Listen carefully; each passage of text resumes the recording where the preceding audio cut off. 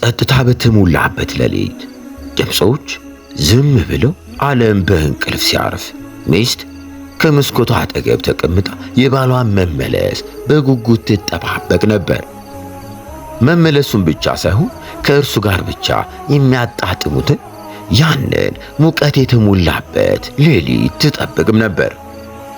በቀስታ በሩን ከፈት አደረገ። አይኖቿ በእርሱ ላይ እንዳረፉ የምታምር ፈገግታን ፈገግ ስትል ያው በወደኔ ተመለሰ የምትል ትመስል ነበር። ባልቀረበና ወደ አይኖቿ ረዘም ላለ ሰዓት ተመለከተና በቀስታም እንዲህ አለ። ዛሬ ደግሞ ነበር ያልኩት አንቺን ከተመለከቱ በኋላ ዓለም ሁሉ ይቅርታ ተጠይቀ የተሰማኝ አላት። እርሷም በእፍረት ትንሽ ሳቀችና አይኗን ሸፈን ያደረገች እኔም የመምጫህን ደቂቃዎች የቆጠርኩኝ ስጠባበቅ ነበር። ልክ ጊዜው አብረን ስንሆን እንጂ የማይንቀሳቀስ ያህል ይሰማኛል። አብረን ካልሆንኩ ደግሞ አንድ ሰዓት ራሱ ለኔ አመታት ነው አለችው። አጠገቧም ተቀመጠ። እጇን በቀስታ ያዛት።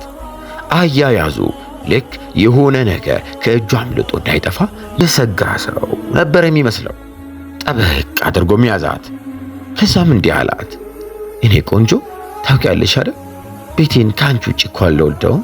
ድምፅሽን ካልሰማው ደግሞ አላርፍም። ዝምታዬ እንኳን አንቺ በውስጡ ከሌለሽበት አያምርም። እርሷም ወደ እርሱ ቀረብ እያለች መልሱ መስጠት ጀመረች። ንግግሯ ልብ ውስጥ የሚሰርግ ቃል ነበር። እሷም እንዲህ አለችው፣ ሐቢቢ እኔ ከዱንያ ምንም ነገር አልፈልግም። እይታ ብቻ እኮ ለእኔ በቂ ነው። ስትመለከተኝ ምድር ላይ ካሉ ሴቶች ሁሉ በአጠቃላይ እኔ ውብ የሆንኩኝ ያክል ይሰማኛል፣ ያለ ጌጥ ራሱ ብሆን ስትል በእርግጠኝነት ተናገረች። ባልም በቀላል ሳቅ ፈገግ እያለ አደለ ያለ ጌጥ፣ ለነገሩ ልክ ነሽ፣ ይህ ሁላ ውበት እንዴት በአንድ ጊዜ ሊሸከም ይችላል አለ። ቀለል ባለች ምት ትከሻዋን ቸብ አደረገችውና በቃ አንተ ብቻ ነህ እኮ እኔን የሚያስጨንቅ ነገር መናገር የምችልበት አለችው። ከዚያም ወደ እርሷ በጣም ቀረብ እያለ እውነቴን እኮ ነው የማወራው፣ አንቺ ግን በቀላሉ አታምኚኝም አለና እጇን ሳም አደረጋት። እርሷም በደስታ ያየችው ማን ነው እኔ አላምንም ያለህ? ባንተ አፍ ደግሞ መስማት እኮ ስለፈለኩኝ ነው አለችው በእርጋታ ሳቅ። እንግዲያውስ ተዘጋጅ፣ በጣም ስለመደጋገመው አንቺ ማለት ካየሁት ነገር ሁሉ በጣም ውብ ነሽ። ለኔ ከነፍሴም በላይ ለቀልቤ የቀረብሽ ነሽ። ከርዛም ትንሽ ዝም አለችና ሐቢቢ ይህን ነገር ግን ከኔ ውጭ ሌላ ሰው ብለው ታውቃለህ አለችው። እርሱም በመገረም ቅንድቡን ከፍ አደረገና ሲጀመር ካንቺ ውጭ ማን አለና ያው ፍቅርሽ ብቻዬን ተሸክሜያለሁ አለ። እርሷም ፈገግ እያለች በጣም ቀረበችውና እንደዛ ከሆነ በጣም አድካሚ ሆኜብሃለሁ ማለት ነው አለችው። እርሱም በፍጥነት አዎ በጣም አድካሚ፣ ነገር ግን ካየሁት ድካም ሁሉ በጣም ውብ የሆነ አድካሚ ነሽ አለና ጉንጯም ሳም አደረጋት። ትንሽ ዝምም ተባባሉ። ወሬ አልቆባቸው አልነበረም፣ ነገር ግን ወደ ሌላ ምዕራፍ መሸጋገሪያ ድልድይ ነበረች። በጣም ደስ የሚል በእርጋታ የተሞላ ዝምታ። ብላስ ዝም ብላ ልቦች የሚነጋገሩ ይመስሉ ነበር። ከዚያም ሚስት ወደ ጆሮ ቀርባ በሹክሹክታ በደንብ ቀረበኝ፣ ከአንተ ጋር መቅረብ ሕይወቴን ይዘራል፣ ስትርቀኝ ደግሞ ከአካሌ አንዱን ያጣ ያክል ይሰማኛል አለችው። እውነተኛ ፍቅር በተሞላበት ፈገግታ ሆኖ እኔ እኮ ያለ አንቺ ልክ ያለ ሕይወት እንደሚያልፍ ቀናት ብቻ ነኝ፣ አንቺ ሁሉም ነገር የምታበሪ ብርሃን ነሽ አላት።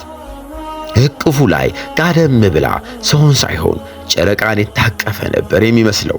ፈገግታዋ፣ የጉንጯ መሰርጎድ፣ የሰውነቷ ድንቡሽቡሽና የቆዳዋ ነጣት ከልስላሴው ጋር በጣም ጥቁር ብሎ ዘንፈል ካለ ዞማ ፀጉሯ ጋር ሆኖ ብሉኝ የምታስብል እንስትም ሆናለች። ከሰውነቷ ወደ ላይ የሚወጣው ጠረኗ የባሏን ቀልብ ይዞ ላይ መለሱም ጠፍተዋል።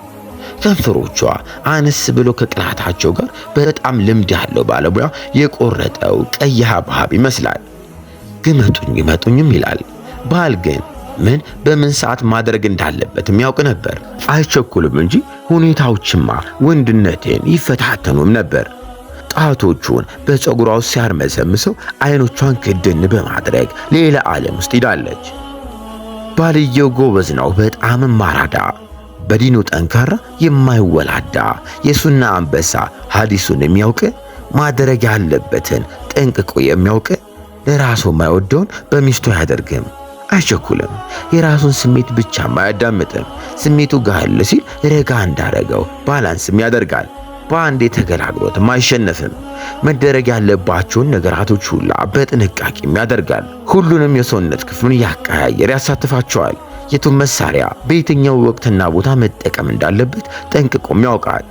ከጨረሰም በኋላ ጀርባውን ሰጥቷትም አይጋደምም። ከዚያም መልስ ያለው ጊዜ ከፍቅር ቆይታቸው ጥሩ ከሚባለው ውስጥ ይመደባል። ልብስም አይወልቅም።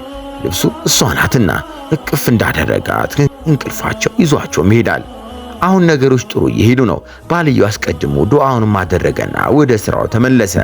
ይህ ሁላ ሲሆን ቤት ውስጥ ማንም ሳይኖር ብቻቸውን ነበሩ። መልካም ጊዜ ይሁንላችሁ እያልን ከጓደኞቻቸው ጋር ወጣንላቸው። ሀያ እንውጣላቸው። ያ ኢባደላህ አዩሃል ሙእሚኑን። በስተመጨረሻም ሐላል ፍቅር፣ ሐላል ትዳር እንዴት ይጣፍጣል። መጨረሻው ምስጉን ነው። ወቀሳም ሹክሹክታም የለበትም። ይሄ የተወራው ነው። በአካል ሲሳተፉ ደግሞ እስከ ዛሬ መች ኖርኩኝ አኗኗርኩኝ እንጂ ያስብላል። አላህ በተቃራኒው ዝሙት ገና በወጉ በአግባቡ እንኳን ያልተፈጸመች የ2 ደቂቃ መፍጨርጨር ነች። ሕይወትን ኮምፓስ ያጠፋል። ኒዕማን አፊያውንም ያወድማል። ከፊት ላይ ኑርን ይገፋል። በሽታና ድህነትም ያወርሳል። ዕዳው አይናችን እያየ በውድ ቤተሰቦቻችን ላይ ይከፈላል። አላህ ፍትሐዊ ጌታ ነው። አላህ ሐላል ዘዋጅ ይነግራለን፣ ከሐራሙም ይሰትረን።